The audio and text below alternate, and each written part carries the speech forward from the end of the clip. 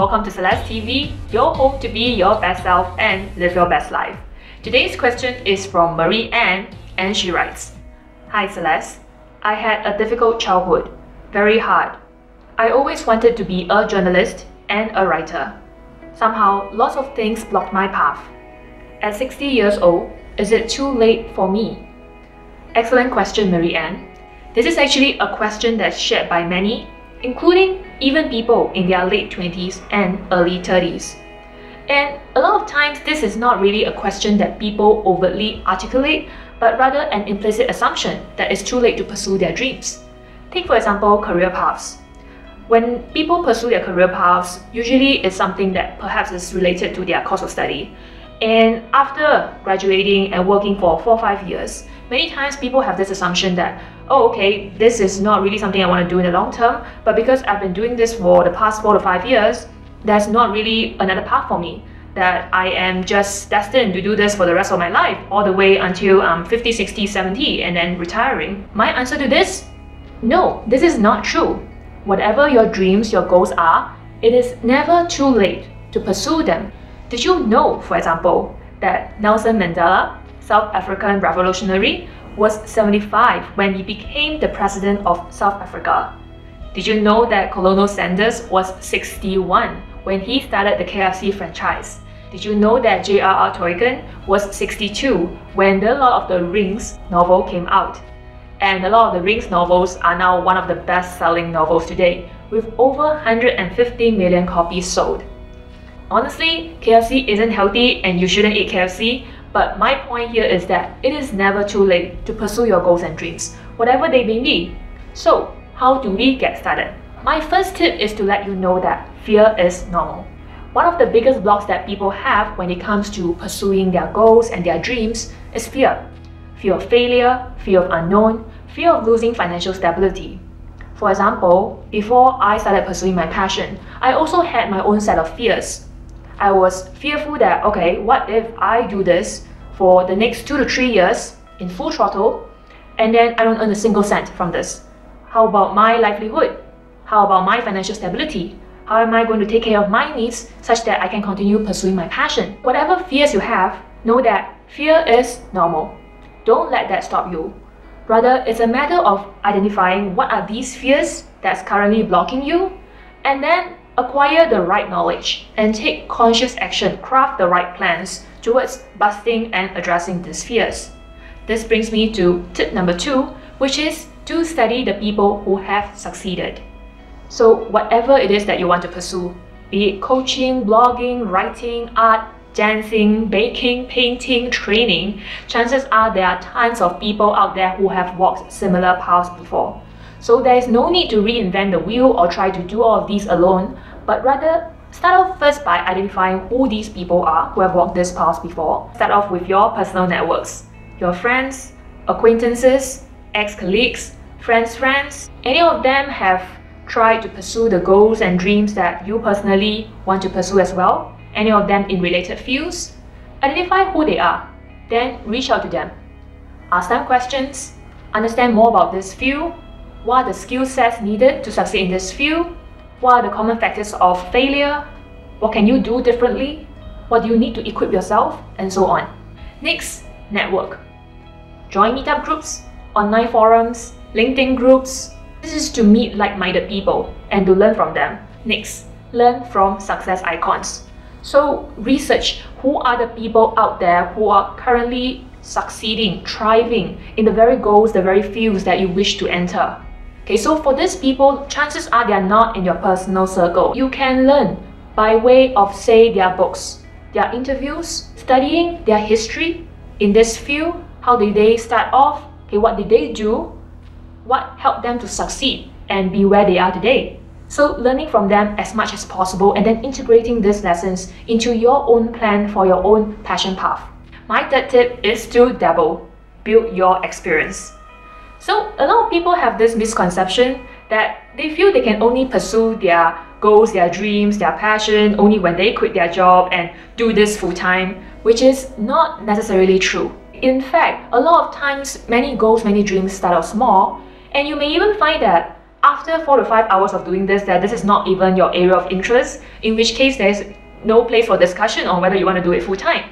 So starting off small, I recommend you to allocate X amount of time each week to work on your goal. If possible, you can even dedicate 30 minutes a day. So for example, if your goal is in writing, then 30 minutes a day on a small writing project that you come up with yourself, just to get into groove, okay, familiarize yourself and see how this gel with you.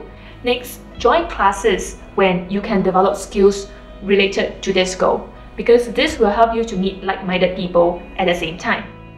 You can also, this tip I love, offer your work for free. Now, I find that this is a great way to build your portfolio. So for example, let's say baking is your interest, then you can offer to bake some goodies for your friend's birthday party. Creating those cakes or pastries, whatever it is that you are interested, passionate about, and then perhaps offer it at a cost price. So this lets you get in the groove and you know, okay, what are people's interests, what do people commonly request for, and then you can create them, you can get feedback on how you're doing, and you can build your portfolio, spread awareness of your work, even be giving out your name cards, your contacts during this point. And this is where word of mouth, it can really build on. And during this process, you can also develop your skills and strengthen your expertise in what is it that you want to pursue. My fourth tip is to be ready to adapt your dream. So I found that a lot of people, oftentimes they have a very rigid definition of what their goals and dreams can be and should be manifested. And if there's ever anything that don't allow their goals and dreams to be manifested in that way, they feel like, okay, this is done, I can't pursue this, okay, I can't do this anymore, I can only do what I'm doing right now. For example, let's say if you are passionate about being a counselor. Now, being a counselor, there is a certain established route or path. For example, you have to study for X number of years, say be it for a diploma or certification or degree, and then after that, you need X number of years in order to practice and then acquire your license later on. So all in all, this path can take anywhere from 3 to 5 years, and not even forgetting the investment in money at the beginning, where you need to invest in the cost of study. This can be quite intimidating, okay, the money involved, the time involved, and you're not even sure at the end of it whether you're going to succeed or you're going to get any clients or get anywhere with this path. So this then intimidates people from pursuing this path. Now, what I recommend is to focus on the message of what is it that you want to pursue as opposed to the medium. So here with regards to counseling, well, if you think about the essence of counseling, at the end of it, it is really about helping people. So perhaps for you, if you're passionate about counseling, then maybe for you, counseling is the medium to which you can help and reach out to people.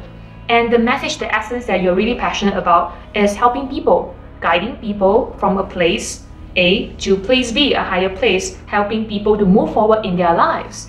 So focusing on your message, understanding what is the message that you want to drive in the world, and then identifying what are the different mediums that can help you to realize this message is much more liberating than being very fixated on a particular medium to help you pursue your path.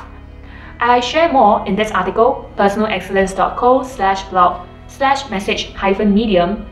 My fifth tip is to decide when it's time to transit. So as you build your skills, you develop yourself in this path, and you get the word out there about what you're doing, you're going to start seeing opportunities.